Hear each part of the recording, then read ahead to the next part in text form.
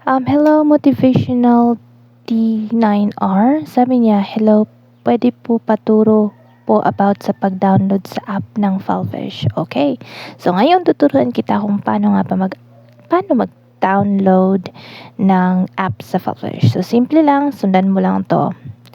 Dito ma'am, gagamit po tayo ng mga cellphone. Sa cellphone po tayo mag-a-apply or sa app. Kung meron po kayong tablet, pwede din po yun gamitin. Cellphone lang or tablet, hindi po sa laptop or sa computer. Kaya dito lang po sa app.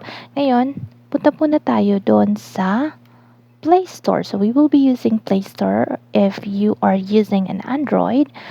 At hindi ko po mapututuro yung para po sa Apple. Kaya wala naman akong Apple.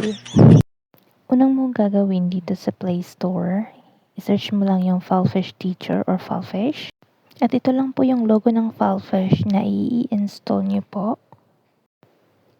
At pagkatapos, pindutin yung open.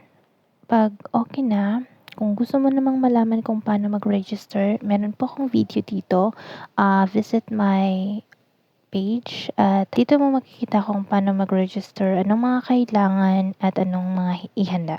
So, yun lang po. Kung meron pa po kayong mga katanungan, just comment lang po at bibigyan po natin ng kasagutan.